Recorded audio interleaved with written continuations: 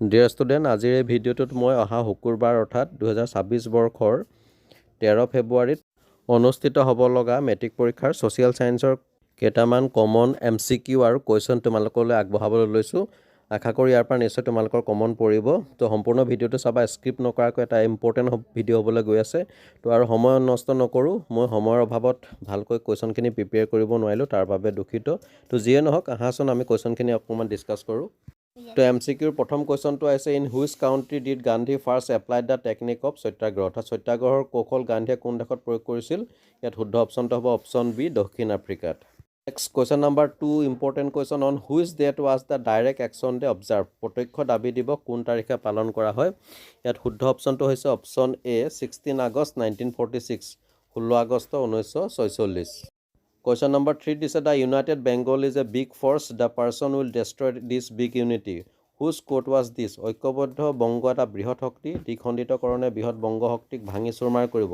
এইষাৰ কাৰ উক্তি আছিল? তো ইয়াতে এই উক্তিষাৰ হৈছে option A, Secretary of State for India Herbert Risley, অৰ্থাৎ ভাৰত সচিব হাৰ্বাৰ্ট ৰিজলিৰ। Question number 4, when was slavery ban in Assam, অসমত দাস প্ৰথা কেতিয়া নিষিদ্ধ কৰা হৈছিল? ইয়াত শুদ্ধ অপশ্যনটো হৈছে অপশ্যন বি, ইন 1843, অৰ্থাৎ 1843 চনত। Question number 5, who wrote the Rajatarangini, Rajatarangini কোনে ৰচনা কৰিছিল? ইয়াত উক্ত সাহিত্যিকজন হৈছে অপশ্যন চি, কলহনে। নেক্সট কুৱেশ্যনটো আহিছে, which one of the following is not included in territory occupation, অৰ্থাৎ তলৰ কোনটো তৃতীয়ক ব্যক্তিৰ অন্তৰ্ভুক্ত নহয়? ইয়াত তৃতীয়ক ব্যক্তিৰ অন্তৰ্ভুক্ত নহয় option C, mineral resource collection, খনিজ সম্পদ আহৰণ। নেক্সট কুৱেশ্যন নাম্বাৰ 7ত দিছে, 1861 চনত সংঘটিত হোৱা কৃষক বিদ্ৰোহটো হ'ল the peasant revolt which took place in the year 1860 is, ইয়াত শুদ্ধ অপশ্যনটো হৈছে অপশ্যন ডি, ফুলগুৰি ধাবা। ইয়াৰ পিছৰ কুৱেশ্যনটো আহিলে, an example of local environment problem is, পৰিৱেশৰ স্থানীয় সমস্যাৰ এটি উদাহৰণ হ'ল, ইয়াত শুদ্ধ অপশ্যনটো হ'ব option C, limited land pollution cause by a small scale industry, এটি ক্ষুদ্ৰ উদ্যোগে কৰা সীমিত ভূমি প্ৰদূষণ। ইয়াৰ পিছতে আহিলে, the duration of financial year in India is, ভাৰতবৰ্ষত এটি বিত্তীয় বৰ্ষই সামৰি লোৱা কালচোৱা হ'ল, ইয়াত শুদ্ধ অপশ্যনটো হৈছে option D, April 1 to March 31, 1 এপ্ৰিলৰ পৰা 31 মাৰ্চলৈ। এই কুৱেশ্যনটো বিভিন্ন কম্পিটিটিভ এক্সামবিলাকতো অহা পৰিলক্ষিত হৈছে। এনিৱে, কুৱেশ্যন নাম্বাৰ 10ত দিছে, the first stream of human migration to Assam was, অসমলৈ ঘটা প্ৰথমটো জলস্ৰোত আছিল, ইয়াত শুদ্ধ অপশ্যনটো হৈছে option A, the Austric group of people, অৰ্থাৎ অষ্ট্ৰিক জনগোষ্ঠীৰ লোকসকল। পাছৰ কুৱেশ্যনটো হৈছে, the period covered by the first 5-year plan in India is, ভাৰতবৰ্ষত প্ৰথম পঞ্চবাৰ্ষিক পৰিকল্পনাই সামৰি লোৱা কালচোৱা হ'ল, তো ইয়াত উক্ত কালচোৱা হৈছে option A, 1 April 1951 to 31 March 1956। ইয়াৰ পিছৰ কুৱেশ্যনটো আহিছে, the Jaintia revolt of 1816 was led by, 1861 চনৰ জয়ন্তীয়া বিদ্ৰোহৰ নেতৃত্ব দিছিল, ইয়াত শুদ্ধ অপশ্যনটো হৈছে অপশ্যন চি, উকিয়াং নংবাই। তাৰ পিছৰ কুৱেশ্যনটো দিছে, মেঘালয়ৰ খাচীয়া জনজাতি কোনটো নৃগোষ্ঠীৰ অন্তৰ্গত? ইয়াত উক্ত জনগোষ্ঠীটো হৈছে অপশ্যন বি, অষ্ট্ৰিক গোষ্ঠীৰ। কুৱেশ্যন নাম্বাৰ 14, চাপৰকোট কোন ৰাজ্যৰ পৰম্পৰাগত উৎসৱ? Chapchar Kut is a traditional festival of which state? ইয়াত উক্ত ষ্টেটখন হৈছে অপশ্যন চি, মিজোৰাম। নেক্সট কুৱেশ্যনটো দিছে, বংগবাসীৰ স্বাক্ষৰসহ যুগুতোৱা প্ৰতিবাদী আবেদন ইংলেণ্ডত গৈ ভাৰত সচিবৰ ওচৰত অৰ্পণ কৰা জাতীয় কংগ্ৰেছৰ প্ৰতিনিধি দুজন আছিল, ইয়াত উক্ত ব্যক্তি দুজন হৈছে অপশ্যন বি, লালা ৰাজপথ ৰায় আৰু গোপাল কৃষ্ণ গোখলে। ইম্পৰ্টেণ্ট হয়, মনত ৰাখিবা। নেক্সট কুৱেশ্যনটো আহিলে, ভাৰতবৰ্ষৰ সংসদৰ অবিচ্ছেদ্য অংগ হ'ল, ইয়াত ভাৰতবৰ্ষৰ সংসদৰ অবিচ্ছেদ্য অংগ হৈছে অপশ্যন এ, লোকসভা, ৰাজ্যসভা আৰু ৰাষ্ট্ৰপতি।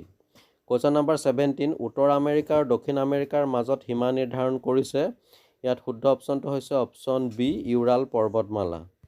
Question number 18, which one of the following animal is about to be extinct, অৰ্থাৎ তলৰ কোনটো বিলুপ্তপ্ৰায় প্ৰাণী? ইয়াত বিলুপ্তপ্ৰায় প্ৰাণীটো হৈছে অপশ্যন চি, হাড়গিলা, গ্ৰেটাৰ এডজাণ্ট ষ্ট্ৰক।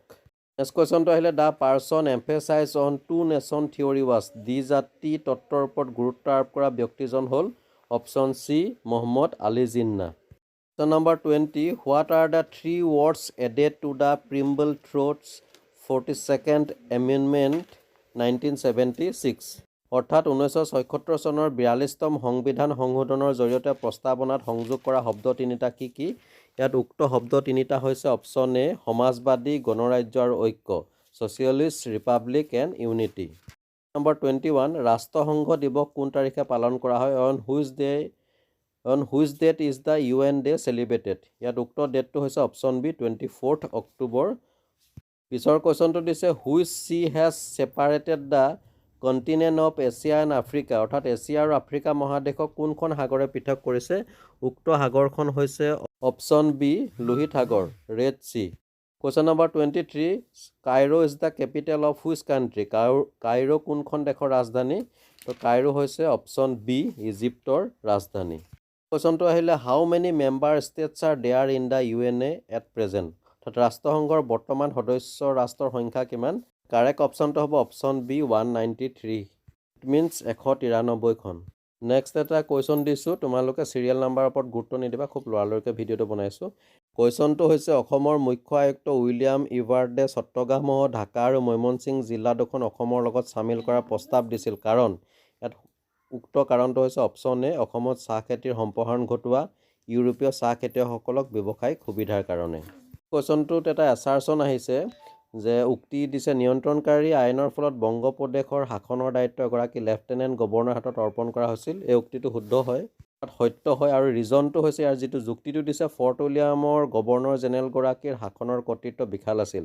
এই যুক্তিটো শুদ্ধ হয় আৰু এই উক্তিৰ লগত ৰিলেটেড হয়।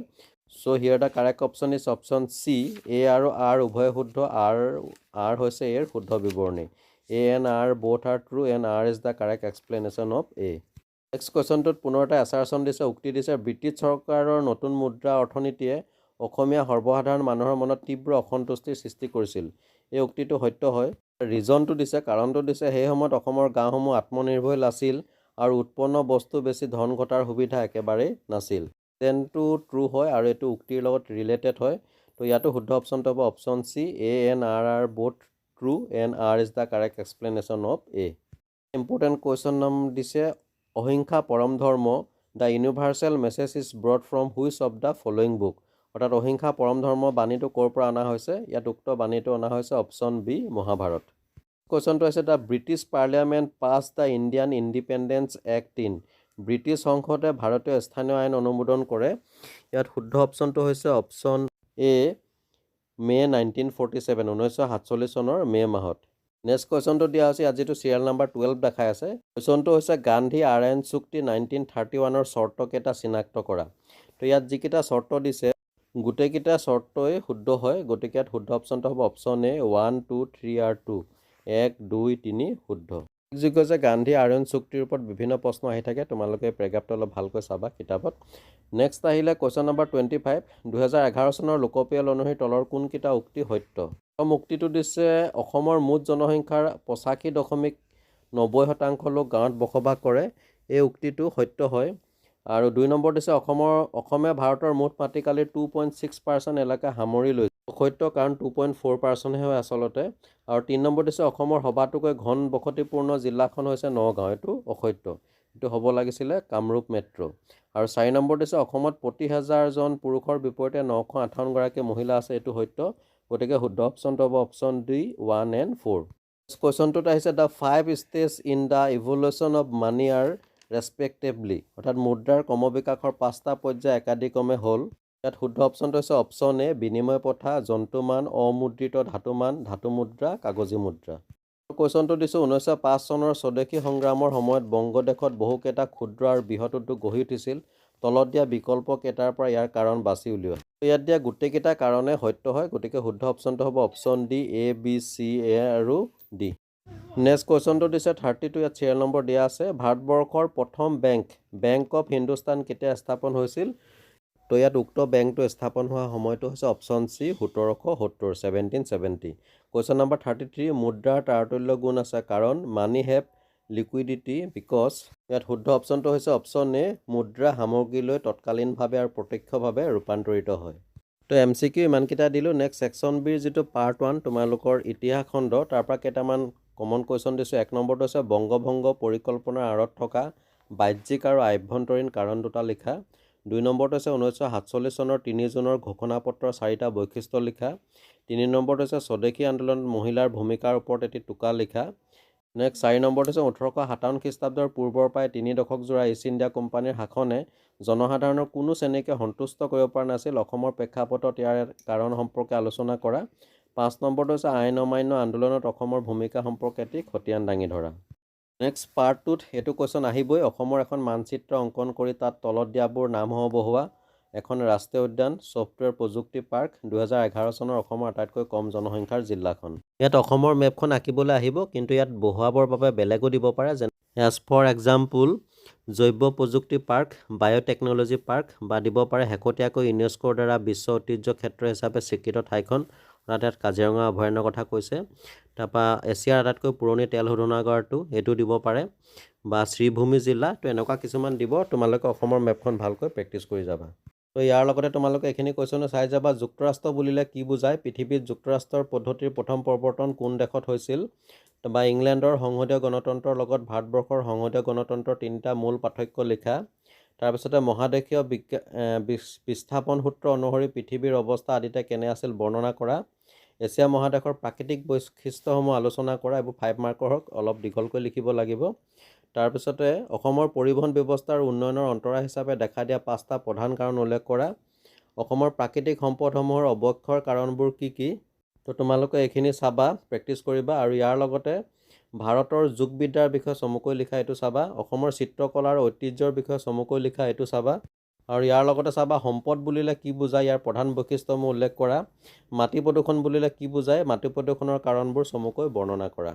তো ডিয়াৰ ষ্টুডেণ্ট, ছ'চিয়েল ছায়েন্সৰ কাৰণে ইমানখিনিয়ে দিলোঁ। আৰু আচলতে মেইন কথা হৈছে তোমালোকৰ যিখন চিলেবাছ অনুসৰি প্ৰতিটো চেপ্টাৰ আমি পুংখানুপুংখভাৱে পঢ়ি যাব লাগে। তো পাঠৰ অন্তৰ্ভাগৰ পৰা যিকোনো কুৱেশ্যন আহিলে আমি সহজতে তাৰ উত্তৰ দিব পাৰিম। বাকী শুভেচ্ছা থাকিল ছ'চিয়েল ছায়েন্সৰ লগতে বাকী এক্সামসমূহৰ বাবে। সকলোৱে ভালকৈ পৰীক্ষা দিয়া। আশা কৰিছোঁ সকলোৰে ৰিজাল্ট ভাল হ'ব। নিজৰ লগতে তোমালোকৰ মা দেউতা, স্কুলখনৰ সকলোৰে গৌৰৱ কঢ়িয়াই আনিব পাৰিবা। আৰু লগতে নিজৰ লক্ষ্যস্থান যিটো আছে ভৱিষ্যতৰ ফিউচাৰৰ, তাৰ দিশত এখোজ অগ্ৰসৰ হ'বা। এনিৱে পুনৰ লগ পাম তোমালোকৰ কুৱেশ্যন পেপাৰৰ ছলভিং ভিডিঅ'ৰ সৈতে। আজিলৈ আহোঁ, ধন্যবাদ।